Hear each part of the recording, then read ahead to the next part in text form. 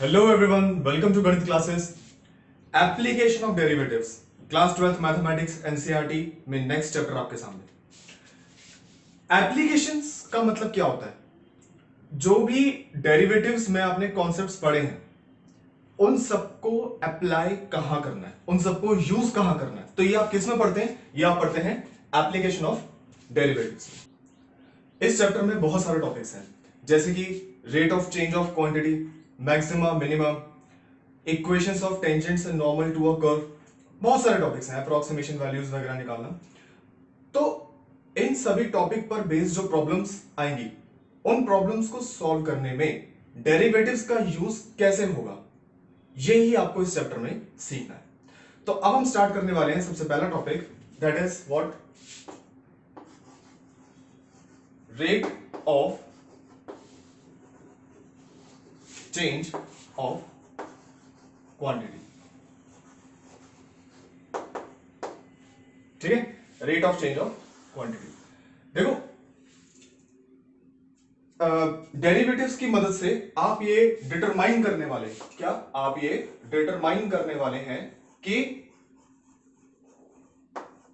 जब भी कोई क्वांटिटी, ठीक है, क्वांटिटी में बहुत सारी चीजें आ सकती हैं। क्वांटिटी में एरिया आ सकता है, क्वांटिटी में वॉल्यूम भी आ सकता है, पेरीमीटर भी आ सकता है, सरफेस, मतलब बहुत सारी चीजें, इवन प्रॉफिट और कॉस्ट एंड मार्जिनल कॉस्ट, बहुत सारी चीजें इसमें इंक्लूड हो सकती है। तो इन सब क्वांटिटीज का जो मैंने अभी बोला, एरिया वगैरह, इन सब में किस रेट से चेंजेस हो रहे हैं, इन सभी में किस रेट से चेंजेस हो रहे हैं, यही डिटरमाइन करने के लिए डेरिवेटिव्स का इस्तेमाल किया जाता है। तो यही आपका पहला टॉपिक है और इसे ही हम अब पढ़ने वाले हैं। अब सबसे पहले आपके लिए समझना बहुत जरूरी है कि dy बाई डी का मतलब क्या होता है।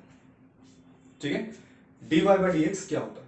देखो, एक सिंपल सी इक्वेशन आपको दी जाती है, y is equals to 2x plus 3, और आपसे पूछा जाता है कि भाई इसको डिफरेंशिएट करो विद रिस्पेक्ट टू x।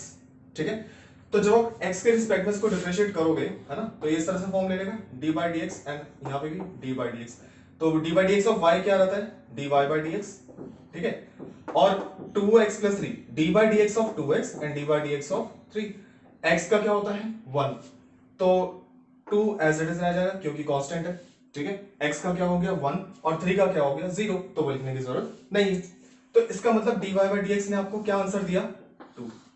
अब इसका मतलब क्या है? इसका मतलब ये है कि जो ये y है ना, जो y है, ये x के चेंज होने पर किस रेट से चेंज होगा। dy बाई डी का मतलब क्या होता है कि जो ये y है, ये x के चेंज होने पर किस रेट से चेंज होगा, ये हमें कौन बताता है? ये हमें dy बाई डी बताता है। देखो, बहुत सिंपल सा एग्जांपल है, आप x की जगह पर 1 पुट करो। ठीक है, 2 1 2 प्लस 3, जब x था 1 तो y क्या आया? 2 1 2 प्लस 3, दैट इज 5। ठीक है, जब मैंने x की जगह पर 2 पुट करा तो 2 इंटू 2 4, 4 प्लस 3 7 आ गया। जब मैंने x की जगह पर 3 पुट करा, ठीक है, तो 3 2 6, 6 प्लस 3 9, यानी कि y क्या आ गया? 9। अब आप देखो, 5 टू 7, 7 टू 9, कितने कितने का गैप आ रहा है? 2 2 का गैप आ रहा है। ठीक है, तो यानी कि जैसे जैसे मैं x को चेंज कर रहा हूं, y आप ये कह सकते हो दुगनी तेजी से, है ना, y मतलब बेसिकली इस रेट से क्या हो रहा है? चेंज हो रहा है। तो ये हमें कौन बताता है? ये हमें बताता है dy by D. So hopes आप समझ गए होंगे dy बाई डी का मतलब क्या होता है। लेकिन जो एक टॉपिक है ना, rate of change of quantity, यहां पे मैंने आपको बताया कि क्वांटिटी कुछ भी हो सकती है ना। क्वांटिटी में मैंने आपको बताया क्वांटिटी कुड बी एरिया, ठीक है, quantity could be volume, quantity could be anything. ठीक है, ये कोई भी कुछ भी आपसे पूछा जा सकता है क्वेश्चन में जब आप सॉल्व करना शुरू करेंगे। तो देखो, एरिया पे ये कॉन्सेप्ट लागू करते हैं, सिंपल है। देखो कि इसमें सारे के सारे स्क्वायर्स होते हैं, तो स्क्वायर्स का आपको पता है लेंथ या ब्रेथ कुछ भी ले लो वो बराबर ही होती है, तो मान के चलो वो क्या है? x। तो इस लेंथ को अगर मैं इंक्रीज करूंगा तो क्या इसके इंक्रीज करने से एरिया पर फर्क पड़ेगा या नहीं? हाँ या ना? मैंने इस x को इंक्रीज करा या डिक्रीज करा तो इसके इंक्रीज या डिक्रीज करने से डेफिनेटली एरिया पर फर्क पड़ने वाला है। ठीक है, यही कॉन्सेप्ट आप किस पे लागू कर सकते हो? सर्कल पे। So let's draw circle. ठीक है, अच्छा, आपको पता है क्या है? रेडियस। तो इस बार रेडियस के चेंज होने से, अच्छा ध्यान रहे ये पर यूनिट चेंजेस होते हैं, ठीक है, यूनिट वाइज। देखो जैसे आपको पता है चेंजेस एकदम से ऐसा तो नहीं होगा ना कि जंप मार के बहुत सारे चेंजेस हो गए, यूनिट वाइज चेंजेस होते रहते हैं। तो जैसे जैसे यूनिट वाइज यूनिट चेंज होता रहेगा, कौन, रेडियस, तो रेडियस के यूनिट पर यूनिट चेंज होने पर किस पे फर्क पड़ने वाला है, एरिया पर फर्क पड़ने वाला है, ठीक है। तो जैसे जैसे मैं आर को बढ़ाऊंगा या घटाऊंगा उसी तरीके से एरिया भी बढ़ेगा या क्या हो जाएगा, घट जाएगा, ठीक है। तो ये बेसिकली किसका मतलब है, rate of change of quantity का। अच्छा आप देखिए, अब ये जो हमने एग्जांपल्स देखे हैं, अगर इन सभी एग्जांपल्स को ध्यान में रखते हुए एक जनरल फॉर्म में लिखा जाए कि what is rate of change of some quantity, ठीक है, जनरल फॉर्म लेके लिखा जाए, तो उस जनरल फॉर्म को हम कैसे लिख सकते हैं, उसको हम लिख सकते हैं D Q upon D P, D Q upon D P, जहां पे क्यू का मतलब आपको पता है, क्यू का मतलब है व्हाट, क्यू का मतलब है क्वांटिटी, ठीक है, और P का मतलब बेसिकली क्या है, P का मतलब है पैरामीटर, P का मतलब क्या है, पैरामीटर, यानी कि ये क्वांटिटी इस P पैरामीटर पर डिपेंड कर रही है, जैसे जैसे पैरामीटर चेंज होगा उसी हिसाब से क्वांटिटी भी क्या होती रहेगी, चेंज होती रहेगी, ठीक है।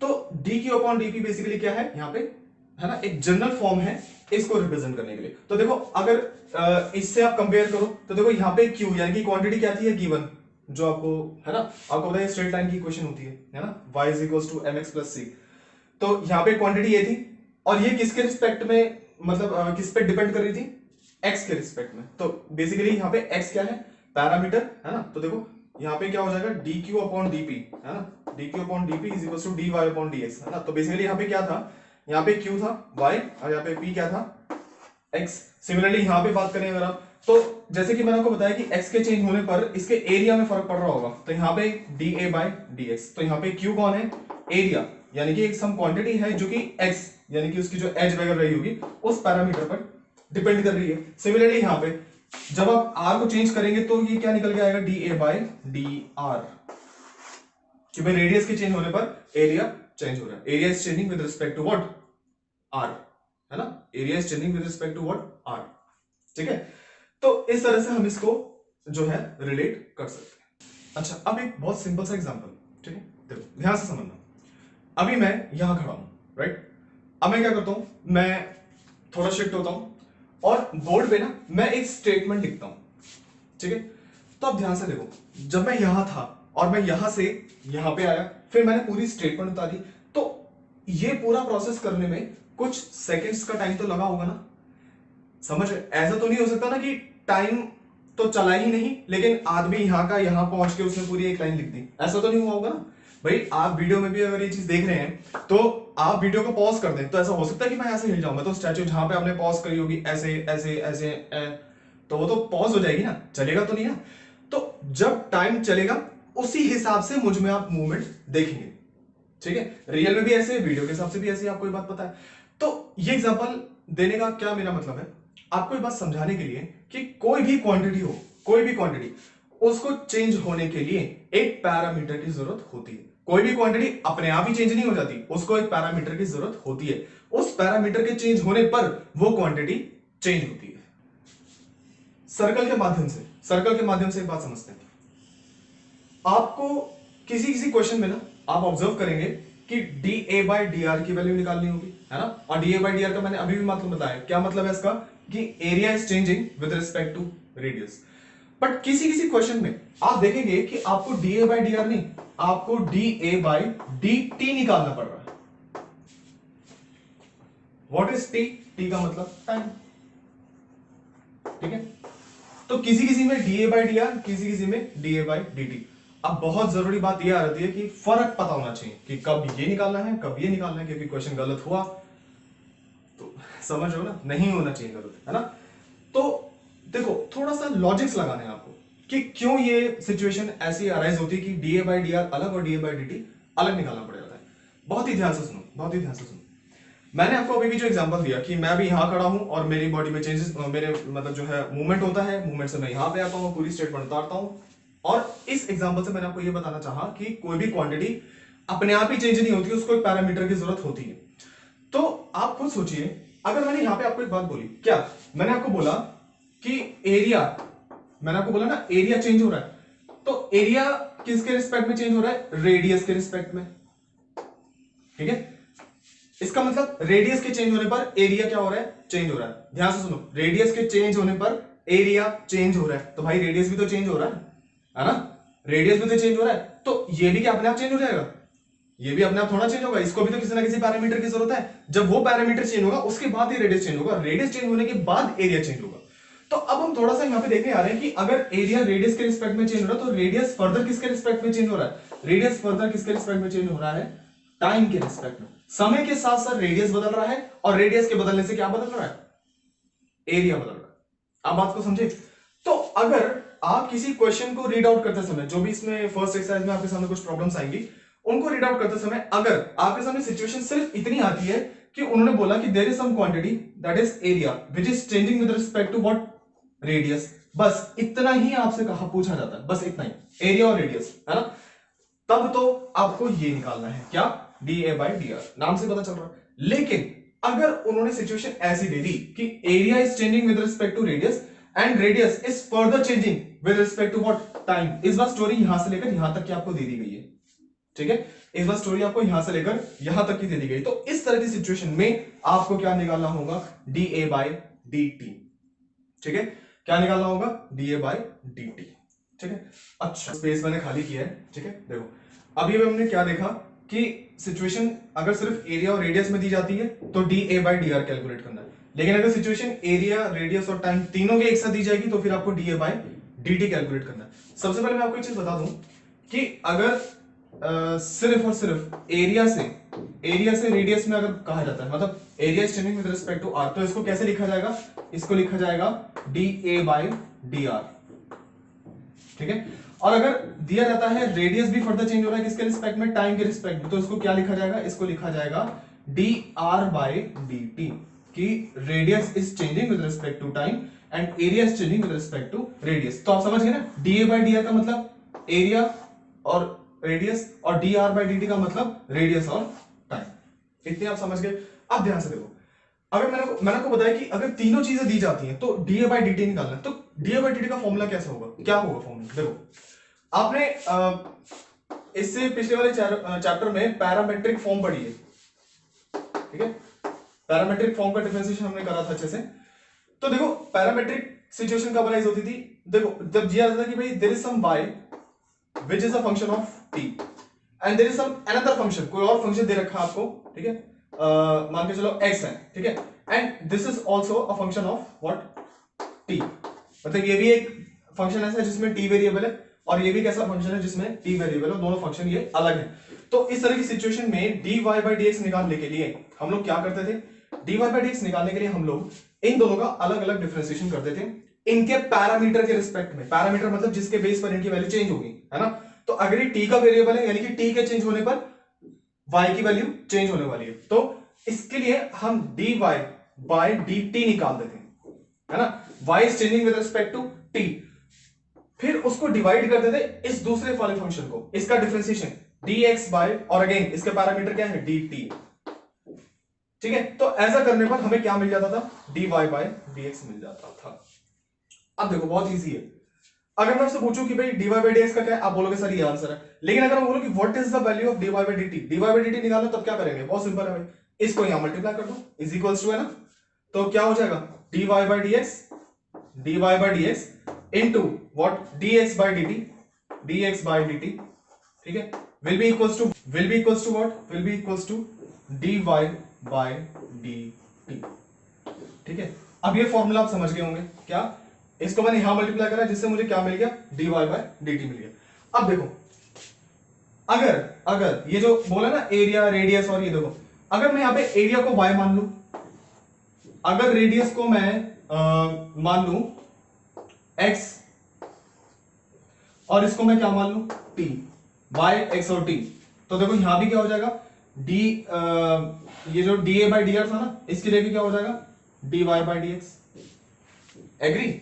और dr की जगह क्या हो जाएगा? इसकी जगह हो जाएगा dx/dt। तो इसी तरीके से अगर dy/dx ये है, dx/dt है, तो अगर मैं आपको बोलूं कि dy/dt निकालो, मिल गया फॉर्मूला? dy बाई dt निकालो तो फॉर्मूला मिल गया आपको, समझ गए ना। यहाँ पे बस मैंने क्या करा, ध्यान से सुनना, आप वीडियो को अच्छे से देखना है क्या, कि अभी तक जो मैंने इससे पहले a लिखा हुआ था, तो मैं एरिया को a से रिप्रेजेंट करता, रेडियस को r से और टाइम को t से, और चेंज मैंने बस इतना करा कि एरिया की जगह मैंने क्या मान लिया, let the area be y and the radius be x, तो तब भी तो बात वही है। तो यहां से आपको फॉर्मूला मिल गया, dy बाई dt का फॉर्मूला क्या होगा, dy बाई dt निकालने का फॉर्मूला ये होगा। ये आपको अच्छी तरह से याद करना है। और अगेन मैं रिपीट कर रहा हूं, ये सिचुएशन कब अराइज होगी, जब आपके सामने तीन चीजें गिवन होंगी, एरिया रेडियस के रिस्पेक्ट में, रेडियस टाइम के रिस्पेक्ट में, और एक चीज और क्लियर रखना, सर्कल नहीं आएगा, बहुत सारी चीजें आएंगी, ठीक है, स्फीयर कुछ भी आ सकता है। तो ध्यान से समझना, ये वीडियो बहुत जरूरी है। इंट्रोडक्शन अगर आपको अच्छे से आएगा तो क्वेश्चन को समझने में आपको ज्यादा परेशानी नहीं होगी, ठीक है। आगे बढ़ते हैं। अब देखिए, अभी हमने क्या पढ़ा कि एरिया और रेडियस अगर सिर्फ इतना दे रखा हो तो आप dA बाई dr निकालेंगे। अगर एरिया, रेडियस और टाइम तीनों की इंफॉर्मेशन आपको गिवन है तो आप dA बाई dt निकालेंगे, ठीक है। dA बाई dt का फॉर्मूला देख चुके हैं, ठीक है। तो बेसिकली देखो यार, अब आपके सामने हमेशा रेडियस और हमेशा एरिया नहीं आएगा, आपके सामने डिफरेंट डिफरेंट क्वांटिटीज आएंगी। तो बेसिकली यहाँ पे मैंने एक जनरल फॉर्म लिखी है कि कोई भी तीन क्वांटिटीज की सिचुएशन आपको दी जा सकती है, या तो 1 और 2 दे दी जाएगी। तो देखो, क्वांटिटी 1 क्वांटिटी 2 के चेंज होने पर चेंज हो रही है, तो क्वांटिटी 2 पैरामीटर बन जाती है किसका, क्वांटिटी 1 का, तभी मैंने यहां पे क्या नाम दिया है, P1। तो अगर सिर्फ इतनी सिचुएशन हो तो आपको dQ1 अपॉन dP1 निकालना है, ठीक है। लेकिन अगर ये क्वांटिटी 2 भी चेंज हो रही है किसी क्वांटिटी 3 के चेंज होने पर, तो क्वांटिटी 3 बेसिकली सेकंड पैरामीटर बन जाएगा किसका, क्वांटिटी 2 का, क्वांटिटी 2 का सेकंड पैरामीटर। तो इसलिए अगर तीनों सिचुएशन दी जाती है तो आपको dQ1 अपॉन dP2 निकालना पड़ेगा, ठीक है। ये बेसिकली जनरल फॉर्म है। अभी बहुत ज्यादा क्लियर फिर भी नहीं हुआ होगा, अभी हम क्वेश्चंस करेंगे थोड़े से, ठीक है। बहुत इंपॉर्टेंट है, बहुत अच्छे क्वेश्चंस है, आपको इसमें डेफिनेटली। बोला find the rate of change of area of circle with respect to change in radius r when r is 3 centimetre, ठीक है। देखो ध्यान से, आप ना इस तरीके से भी बना सकते हो, हालांकि पढ़ने का तरीका करना अलग होता है, बट फिर भी अगर आप इस तरीके से बनाओ तो यहाँ पे आपको समझ में आ जाएगा कि बोल रहा है rate of change of area निकालो, ठीक है, of circle with respect to change in radius, that's it. यानी कि ये वाली सिचुएशन दे रखी है आपको, जिसमें क्या है, सिर्फ dA बाई dr तक की आपको इंफॉर्मेशन निकालनी है, बस इसके आगे और कुछ नहीं करना, ठीक है। तो बहुत सिंपल है। देखो भाई, सबसे पहले आपको बताना चाहिए कि भाई एरिया ऑफ सर्कल क्या होता है, ठीक है। एरिया ऑफ सर्कल क्या होता है, इट्स पाई r स्क्वायर, ठीक है, ओके। तो ये है एरिया, इसका डिफरेंशिएशन करने में कोई दिक्कत नहीं। किसके रिस्पेक्ट में करना है, r के रिस्पेक्ट में करना है, r के रिस्पेक्ट में ना, उन्होंने लिखा ना कि रेडियस को क्या किससे इंडिकेट किया जा रहा है, r से। So if this is a then you have to find out dA by dr, ठीक है। देखो पाई है कांस्टेंट, ये रह जाएगा बाहर, r स्क्वायर और r के रिस्पेक्ट में डिफरेंशिएशन हो रहा है, तो इसका मतलब x की पावर n का फॉर्मूला यूज होगा, यानी कि इनटू 2r, ठीक है। और r का 1 हो जाएगा क्योंकि r के रिस्पेक्ट में ही हो रहा है डिफरेंशिएशन, ठीक है। तो बेसिकली ये 2 पाई r आ जाता है। अब क्वेश्चन में आपको डेफिनेटली ना एक पॉइंट जरूर दिया जाएगा कि r की किस वैल्यू पर आपको रेट ऑफ चेंज निकालना है, ठीक है। केवल इतना ही नहीं खत्म होगा क्वेश्चन की dA बाई dr निकाल दिया, dA बाई dt निकाल के खत्म नहीं। इसके बाद r की आपको और डेफिनेटली उस पैरामीटर जो है उनकी वैल्यूज दी जाएगी कि इस वैल्यू पर आपको निकालना है, ठीक है। तो यहां पे हम बेसिकली क्या निकाल रहे हैं, हम निकाल रहे हैं dA बाय जो है dr at what, at r is equals to 3 centimetre, ठीक है। तो बस करना कुछ नहीं है, r की जगह उठा के 3 रख दो, r की जगह 3, तो क्या आ जाएगा, देखो r की जगह 3, तो 3 जा 6, तो ये 6 पाई आ गई, ठीक है। और इसका यूनिट आपको लिखना है, यूनिट लिखा जाएगा सेंटीमीटर स्क्वायर पर सेकंड, ठीक है। इस तरीके से सॉल्व होगा। अच्छा, नेक्स्ट क्वेश्चन आपके सामने है, volume of cube is increasing at the rate of 8 centimetre cube पर सेकंड। सबसे पहले मैं आपको एक बात बता दूं कि जब भी आपको क्वेश्चन में इंक्रीजिंग दिया जाएगा कि भाई कोई क्वांटिटी है जो क्या कर रही है, इंक्रीज कर रही है, तो आपको ध्यान रखना है जो भी वैल्यू दी जाएगी ना उस वैल्यू को प्लस में लेकर चलना है, ठीक है, प्लस में, क्योंकि वो क्या हो रही है, इंक्रीज हो रही है। और जब भी दिया जाएगा डिक्रीज हो रही है तो आपको यही फिगर किस में लेकर चलना है, माइनस में लेकर चलना है, ठीक है। जो भी आपको दिया जाएगा माइनस में लेकर चलना है, क्यों, क्योंकि वो डिक्रीज हो रहा है। एनीवेज, बोल रहे वॉल्यूम ऑफ क्यूब। अब एक क्यूब की तरफ देखो, आपको वॉल्यूम ऑफ क्यूब का आंसर पता है, सॉरी फॉर्मूला जो है वो पता है, क्या होता है L into B into H. But हम ये ना बोल करके हम क्या बोलते हैं साइड क्यूब, साइड क्यूब। क्यों? क्योंकि आपको पता है कि भाई क्यूब में ये सारे के सारे क्या है, स्क्वायर ही तो है ना। तो स्क्वायर के केस में अगर आप सारे स्क्वायर को थोड़ा कंसिडर करो यहाँ पे, तो चाहे लेंथ हो, चाहे ब्रेथ हो, चाहे हाइट हो, कुछ भी हो, वो सारी की सारी इक्वल होती है। ठीक है, तो इसी कॉन्सेप्ट को, ठीक है, देखो आपको वॉल्यूम पता है, वॉल्यूम बेसिकली क्या होता है, अगर इसकी साइड को मैं x मान लूं, ठीक है, तो बेसिकली वॉल्यूम क्या होता है x क्यूब, यही होता है ना। तो अब देखो यहां पे अगर वो बोल रहा है ना कि volume of cube is increasing, volume of cube is increasing, इसका मतलब बेसिकली वो इस x की ही बात कर रहा है कि ये x जो है या तो वो इंक्रीज हो रहा है या तो वो डिक्रीज हो रहा है, राइट। देखो इस तरह के क्वेश्चन को जब आप स्टार्ट करोगे, ऑल्दो अभी मैं एनसीईआरटी सॉल्यूशंस भी अभी इसमें अपलोड करूंगा, लेकिन अभी फिलहाल हम जो है ऐसे क्वेश्चन को समझ रहे हैं, फिलहाल मैं सॉल्यूशन जब अपलोड करूंगा तब देखो। आप शुरू से आदत बना के चलो कि आपको पहले सारी इंफॉर्मेशन लिखनी जरूर है, ठीक है। क्या भाई, let X be the edge, ठीक है, कि भाई जो बेसिकली जो है, जो ये है ना लेंथ है ना, ये सब चीजें क्या है basically length, right. Area, area देखो आपकी मर्जी है, एरिया को चाहे ए से रिप्रेजेंट कर लो, चाहे तो आप एरिया को वाई से रिप्रेजेंट कर लो, वो आपके ऊपर है, ठीक है। देखो यहाँ पे देखो ये दे रखा है पर सेकंड की जो है ये टाइम के रिस्पेक्ट, तो टाइम आपको पता है t is equal to what, basically what time. तो इस तरह से आपको पहले पूरी इंफॉर्मेशन लिखनी है कि आप किस चीज को क्या किस तरह से डिनोट करने वाले हो, एरिया किससे डिनोट होगा और वो किससे डिनोट होगा, राइट। ओके, बोल रहे हैं वॉल्यूम ऑफ क्यूब, तो देखो वॉल्यूम ऑफ क्यूब आपको पता लग गया क्या होता है एक्स क्यूब। तो बोल रहे हैं कि जो ये वॉल्यूम है, ठीक है, ये क्या हो रहा है, ये इंक्रीज हो रहा है, इंक्रीज हो रहा है। अब देखो इंक्रीज का मतलब there is some changes with respect to time, तो इसके लिए हम क्या करेंगे, हम इसको इसमें डालेंगे डी बाय किसके रिस्पेक्ट में, टाइम के रिस्पेक्ट में, तो यानी कि D by D T of volume, right. तो बेसिकली है ना, ये आपको क्या गिवन है, ये आपको गिवन है 8 सेंटीमीटर, है ना। वैसे आप ये यूनिट अभी लिखने की जरूरत नहीं है, अभी आप केवल क्या लिख लो 8, राइट। ओके, ठीक है। तो डी बाई डी टी आपको किसका निकालना है, basically D by D T आपको निकालना है एक्स क्यूब का, ठीक है, जो कि आपको क्या दे रखा है 8 दे रखा है। तो देखो कैसे निकलेगा, D by D T of x cube 3x square, but क्योंकि डिफरेंशिएशन किसके रिस्पेक्ट में हो रहा है, t के रिस्पेक्ट में हो रहा है, तो x का जो होगा डिफरेंशिएशन वो क्या होगा dx बाई dt, जो कि किसके इक्वल होगा 8 के इक्वल होगा। तो यहां से dx बाई dt मेरे सामने निकल के आ जाएगा, dx बाई dt वो क्या होगा, वो होगा 8 अपॉन ये नीचे चला जाएगा 3x स्क्वायर, ये आपके सामने आ गई पहली वैल्यू। अब मैं जरा ये मैंने यहाँ पे एक इंफॉर्मेशन लिखी थी, राइट।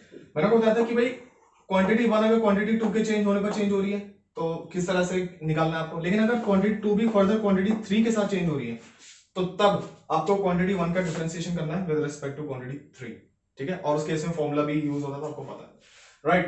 तो यहां पे आप बताओ, आप खुद सोचो सिचुएशन लागू हो रही है नहीं हो रही, ठीक है। कैसे, देखो सिचुएशन समझो, यहां पे बेसिकली जो है area, what area of this cube is changing, ठीक है, is changing with respect to what, with respect to basically it's you can say volume, ठीक है। बट यहां पे बेसिकली है ना वॉल्यूम भी कह सकते हो बेसिकली, या फिर आप क्या कह सकते हो एच, कि एरिया ऑफ क्यूब चेंज हो रहा है उसकी एच के चेंज होने पर, यानी कि वॉल्यूम के चेंज होने पर।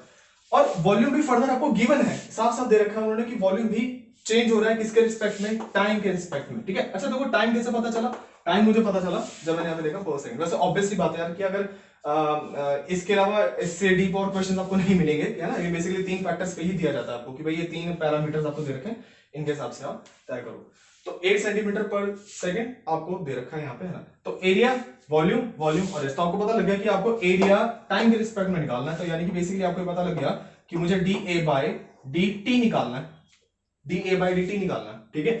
ओके, और ध्यान है यहाँ पे हमने एच को क्या माना हुआ है, ठीक है। अच्छा ये समझ गया ना, ए क्यों लिखा मैंने, आप इसकी जगह वाई भी लिख सकते हो, ठीक है, वाई भी लिख सकते हो। ये डिपेंड करेगा कि आपने क्वेश्चन के स्टार्टिंग में क्या लिखा है, क्या माना है उसे, कि भाई एरिया क्या है वाई, या फिर ए एरिया भी ए है, तो जो है वो आप लिख देंगे इस तरीके से। तो D A by D T निकालने के लिए आपको सबसे अच्छा वॉल्यूम क्या माना है, वॉल्यूम को हमने माना है एक्स, सॉरी जो एजेस है, एज नॉट वॉल्यूम, एज आपने क्या माना है एक्स। तो ये निकालने के लिए आपको सबसे पहले D A by D X निकालना है और उसको मल्टीप्लाई लगाना है किसके साथ, D X by D T के साथ, ठीक है। तभी तो क्या आएगा, D A by D T आएगा, समझ गया ना। D A by D X. अगर आपको कंफ्यूजन हो रही है तो अभी भी मैं आपको बोल रहा हूं, आप इसमें बेसिकली वाई भी लगा सकते हो, वो आपके ऊपर, राइट। तो है ना, इस तरह से निकल जाएगा। तो इसमें आपके पास dx बाई dt आ चुका है, dx बाई dt आ चुका है। क्या नहीं आया? एरिया नहीं आया। निकाल लेते हैं क्या दिक्कत है। एरिया क्या होता है? ठीक है, क्यूब का एरिया क्या होता है आपको पता है, क्यूब का सरफेस एरिया बेसिकली। हाँ, ये क्या किसकी बात कर रहा है? सरफेस एरिया की बात कर रहा है। तो आपको पता है सरफेस एरिया में हम ये सारे के सारे जो है काउंट करते हैं। देखो, एक फ्रंट में है, एक बैक पे होगा, एक ये ऊपर है, एक नीचे होगा, और एक दाएं और एक बाएं। तो कुल मिलाकर कितने हो गए? 6। समझ गए ना? ऊपर नीचे आगे पीछे और दाएं बाएं, तो सब जगह का मिलाकर कितने एरिया होगा? 6। तो बेसिकली 6x² इसका क्या होता है? एरिया होता है। x क्या है? x मतलब इसकी जो है ना बेसिकली लेंथ ब्रेथ आप ये कह सकते हो, राइट। तो एरिया अगर ये है, इसको अगर मैं डिफरेंशिएट करूंगा विद रिस्पेक्ट टू x, तो क्या निकल के आएगा? dA by dx आएगा। What? It will be 12x। ठीक है, so you have dA by dx, you have dx by dt। तो अब क्या dA by dt निकालने में कोई दिक्कत है? नहीं, कोई दिक्कत नहीं है। तो आप क्या लिखो? सिंपली dA by dt, ठीक है, is equal to dA by dx 12x, ठीक है, into dx by dt 8/3x², ठीक है।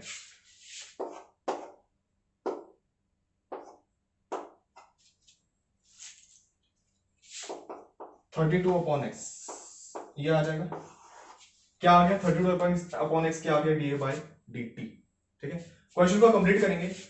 आपको एरिया, सरफेस एरिया के बारे में तब पता लगाना है कि when the length of this edge is what 12 centimetre. मैंने आपको पहले ही बोला था कि आप जब पूरे वैल्यूज को ठीक से देख लेंगे, एनालिसिस कर लेंगे, तो लास्ट में they will give you a point, उस पॉइंट पर उसका रेट चेक करना होगा। तो बस करना क्या है, तो x की जगह पर क्या आपको डाल देना है? 12। तो देखो, ये बेसिकली जो है क्या आ जाएगा? 32/12। आंसर निकाल लो, क्या दिक्कत है ना? बेसिकली 8/3 आ जाएगा बेसिकली, है ना। तो 2 से काटेंगे आप इसे, है ना, तो 2 6 और है ना 6, ओके। तो बस 8/3 इज योर आंसर। अब इसके बाद आपकी जो है इसमें आप क्या लिखेंगे? यूनिट्स लिखेंगे। यूनिट्स के बिना आप आंसर छोड़ेंगे नहीं, ठीक है। तो अभी ये सिर्फ एक इंट्रोडक्शन वीडियो था समझाने के लिए, है ना, कि भाई क्या है rate of change of quantity का मतलब, कैसे आपको क्वेश्चंस को समझना है, सॉल्व करना है आगे, ठीक है। अभी आगे चल के इसमें पहले हम थोड़ा कोशिश करेंगे, पहले कॉन्सेप्ट को समझते हुए चलेंगे, फिर उसके बाद हम जो है एनसीईआरटी सॉल्यूशंस पे आएंगे। ऑल्दो ये भी एनसीईआरटी सॉल्यूशंस ही हैं, बट फिर भी पहले समझेंगे, उसके बाद फिर आप क्वेश्चंस पे आइए। कई बच्चे गलती क्या करते हैं, शुरुआत में क्वेश्चन पकड़ के अपना जैसा तैसा समझ में आए शुरू कर देते हैं। तो आप ध्यान रखिए, अगर आपको उसमें भी कुछ समझ में आ पा रहा है तो वो एक्चुअल अंडरस्टैंडिंग नहीं है, वो आप उन चीजों को कहीं ना कहीं मेमोराइज कर रहे हो, याद कर रहे हो। तो मैथ्स याद करने वाली चीज नहीं है, इनमें लॉजिक्स है, ठीक है। आप लॉजिक्स को पहले अच्छी तरह से समझो, फिर आप क्वेश्चंस पे आओ, तो डेफिनेटली वो क्वेश्चन आपको इस तरह से अच्छी तरह से समझ में आएंगे कि एग्जाम तक तो क्या, आगे भी फर्दर आप उन्हें मतलब वो आपके मेमोरी में रहेंगे कि भाई हाँ ये कॉन्सेप्ट ये था और इस तरीके से हम इसे सॉल्व किया करते थे, ठीक है। तो बने रहिए गणित क्लासेस के साथ। Thank you so much.